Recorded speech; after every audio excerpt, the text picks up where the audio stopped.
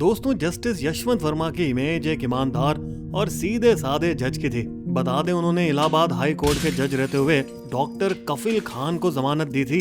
यही नहीं, उन्होंने गोरखपुर के ऑक्सीजन कांड में बच्चों की जान भी बचाई थी। और तो और एक बार बीजेपी की मजबूत योगी सरकार को फटकार भी मारी थी। आपकी सरकार उन्हें बलि का बकरा बना रही है, यह आपकी नाकामी है। और वो यहीं थोड़ी ना रुके, उन्होंने दिल्ली हाई कोर्ट में सरकार की पसंदीदा ईडी पर भी नकेल कसी थी।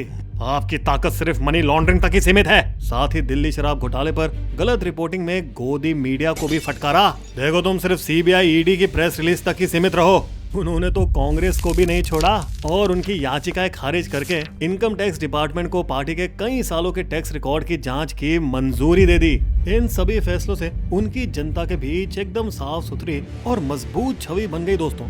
लेकिन फिर 14 मार्च 2025 रात के 11:35 दोस्तों, उस समय जस्टिस वर्मा और उनकी पत्नी मध्य प्रदेश के सतपुरा टाइगर रिजर्व में छुट्टियां मना रहे थे और इस तरफ घर के अंदर उनकी बेटी और बुजुर्ग माँ सो रही थी। लेकिन फिर अचानक स्टोर रूम में शॉर्ट सर्किट से आग लग गई और जब ये आग स्विच बोर्ड के पास रखी शराब की अलमारी तक पहुंच गई तो वो तेजी से फैलने लगी। हालांकि जल्दी ही फायर ब्रिगेड ने स्टोर रूम का दरवाजा तोड़ा, लेकिन वहाँ बैगों से भरे 1.5 फीट ऊंचे आधे जले नोटों के ढेर देखकर सभी हैरान रह गए। महात्मा गांधी पे आग लग गई। खैर, अपना फर्ज निभाते हुए उन्होंने गांधी जी के नोटों पर लगी आग बुझाई और कई हरे नोट बचा लिए। फिर वहां पहुंचे कुछ पुलिस वालों ने जले हुए पैसों की फोटो खींची और वीडियो भी बनाई। फिर थोड़ी देर बाद फायर ब्रिगेड और पुलिस दोनों वहां से चले गए। अब जब 15 मार्च की सुबह पुलिस स्टोर रूम की जांच करने दोबारा लौटी तो वो फिर चौंक गई। अरे सर, गांधी जी गायब हो गए, एक भी नोट नहीं मिल रहा, न जला हुआ न बचा हुआ। और जब जस्टिस वर्मा जी घर में लौटे तो लाजमी है उन्होंने अपना बचाव किया। ऑफिसर, मेरी छवि सब जानते हैं, ये पैसे मेरे कैसे हो सकते हैं, जरूर कोई साजिश है। उसी दिन शाम 4:50 दिल्ली पुलिस कमिश्नर ने दिल्ली हाई कोर्ट के चीफ जस्टिस को सूचना दी। सर, कुछ गड़बड़ घोटाला तो लग रहा है, जस्टिस यशवंत वर्मा के यहाँ नोटों के ढेर मिले हैं। फिर इस बात को आगे सीबीआई संजीव खन्ना को बताया गया। सर, ये काफी चौंकाने वाला मुद्दा है, हमारी ईमानदारी दांव पर है सर। और 20 मार्च को जले हुए नोटों की फोटो और वीडियो भी उन्हें भेज दी गई। मगर पता नहीं कैसे, लेकिन उसी दिन टाइम्स ऑफ इंडिया ने ये खबर जारी कर दी, जिसके बाद सीजीआई ने पहली बार इंटरनल जांच रिपोर्ट और जले हुए नोटों की फोटो वीडियो सुप्रीम कोर्ट की वेबसाइट पर डाल दी। मैं सारी गलत जानकारी खत्म करना चाहता हूँ। इसके बाद उन्होंने सही कदम उठाया और जस्टिस वर्मा और उनके कथित भ्रष्टाचार की जाँच के लिए 3 सदस्यीय हाई प्रोफाइल कमेटी बनाई और वे कुछ हेरा फेरी न कर पाए, इसीलिए उन्हें दिल्ली हाई कोर्ट से उनके मूल इलाहाबाद हाई कोर्ट में ट्रांसफर कर दिया गया। दोस्तों, दरअसल सवाल ये है कि इतना सारा पैसा आखिर आया कहां से और वो गायब कैसे हुआ? जांच रिपोर्ट में ऐसा क्या चौंकाने वाला सच निकला और आखिरकार जस्टिस वर्मा का हुआ क्या? सबसे पर्दा उठेगा, मगर सबसे पहले फेसबुक को सब्सक्राइब, लाइक, कमेंट और शेयर तो जरूर कीजिएगा। तो दोस्तों, अब कानूनी दुनिया 2 हिस्सों में बढ़ गई थी। Allahabad high court bar association अपने ही कोर्ट में जस्टिस वर्मा के ट्रांसफर का विरोध कर रहा था। भारत की न्यायपालिका का सबसे काला दिन है ये। इस तरफ रिटायर्ड जस्टिस मार्कंडे काटजू ने वर्मा का बचाव किया। यह सारी मीडिया की साजिश है, मैं जानता हूँ वो बेगुनाह है। और सिर्फ इन्हीं का नहीं, काटजू लंदन भी गए थे नीरव मोदी का बचाव करने के लिए। ये कोई पैटर्न जैसा नहीं लगता दोस्तों आपको? खैर, इस पर हमारी स्टोरी जरूर देखिएगा।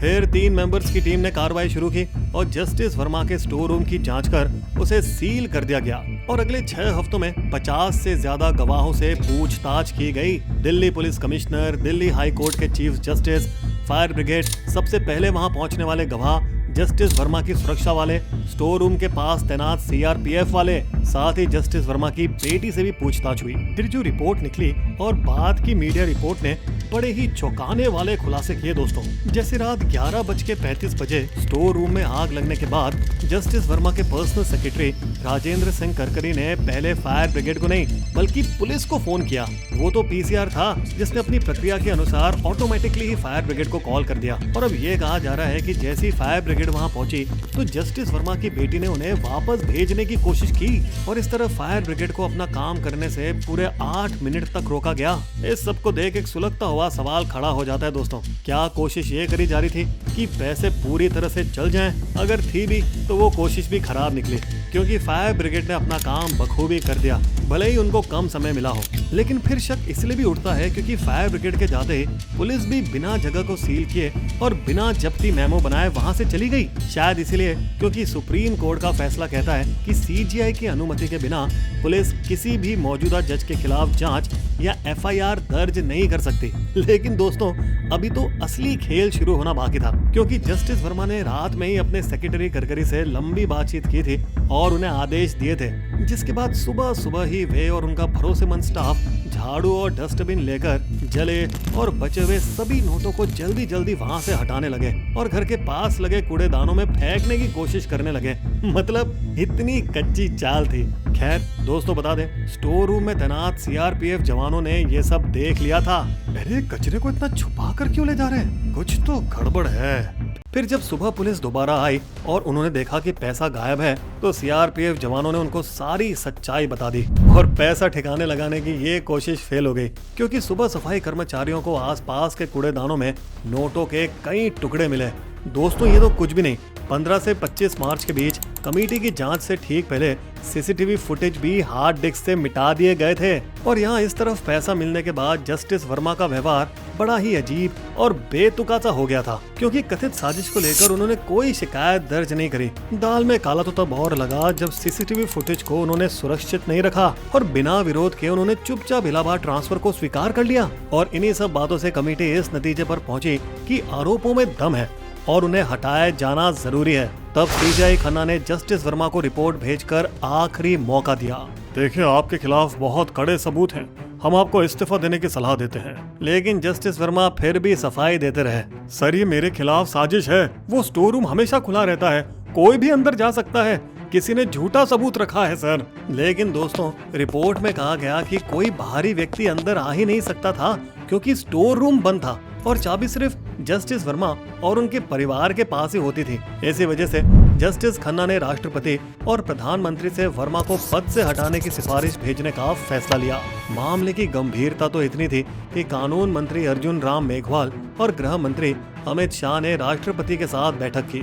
वैसे बता दें कि भारत के इतिहास में अब तक किसी भी जज को पद से नहीं हटाया गया है। दोस्तों, 1993 में जस्टिस वी रामास्वामी पहले सुप्रीम कोर्ट के जज बने, जिन पर आरोप लगे थे कि उन्होंने कार्गो प्लेन से 7 गदाएं मंगवाई थी, जिनमें से एक चांदी की थी। लेकिन वो बच गए क्योंकि कांग्रेस और सहयोगी पार्टियों ने वोटिंग से दूरी बना ली। इसकी शायद वजह ये भी हो सकती है कि उन्होंने पंजाब हरियाणा हाई कोर्ट के सीजीआई रहते हुए आतंकियों के खिलाफ सख्ती दिखाई थी। एक और मामला है 2011 में कलकत्ता हाई कोर्ट के जस्टिस सौमित्र सेन का, जिन्हें कोर्ट रिसीवर रहते हुए 33.32 लाख रुपए की हेराफेरी का दोषी पाया गया, जिसके बाद राज्यसभा में सत्ता पक्ष और विपक्ष दोनों साथ आ गए और उनके महाभियोग के पक्ष में वोट डाला गया। हालांकि लोकसभा में मामला जाने से पहले ही जस्टिस सेन ने इस्तीफा दे दिया था दोस्तों, जिससे उनकी पेंशन बच गई। मगर यहाँ पे हमारे वर्मा साहब नहीं बच पाए। देखिए ना, राजनीति के इस तीखे दौर में सरकार और विपक्ष दोनों जस्टिस वर्मा को हटाने पर एक हो गए, क्योंकि शायद इससे दोनों को ही फायदा था। बीजेपी को एक ऐसे जज से छुटकारा मिल जाता जो एजेंसियों पर लगाम लगाता था, और कांग्रेस को यह फायदा था कि उनके खिलाफ फैसले देने वाले जज से उन्हें मुक्ति मिल जाती। लेकिन दोस्तों, जस्टिस वर्मा ने हार नहीं मानी। वे सुप्रीम कोर्ट पहुंच गए और इन हाउस कमेटी की रिपोर्ट को उन्होंने चुनौती दी।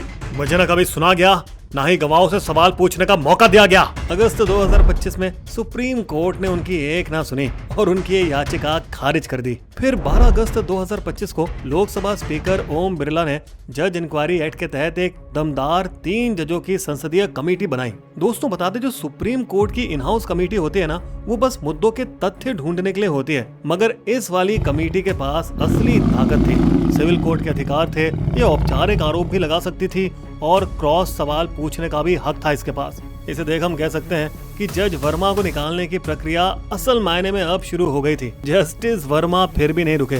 उन्होंने इस कमेटी को भी सुप्रीम कोर्ट में चुनौती दे दी, मगर फिर जनवरी 2026 में सुप्रीम कोर्ट ने कोर्ट के दरवाजे ही बंद कर दिए उनके लिए। फिर मार्च 2026 तक कमेटी में एक नए जज की एंट्री हुई और अब रोजाना सुनवाई हो रही थी। दोस्तों, रफ्तार ने एकदम जोर पकड़ लिया था। नतीजा तो खैर साफ दिख रहा था। भारत पहली बार किसी जज को पद से हटाने की दहलीज पर खड़ा था लेकिन 9 अप्रैल 2026 को अपनी सुनवाई के बस एक दिन पहले जस्टिस वर्मा झुक गए और उन्होंने राष्ट्रपति को इस्तीफा भेज दिया। उन्होंने संसदीय कमेटी को भी लिखा, मगर अलग से।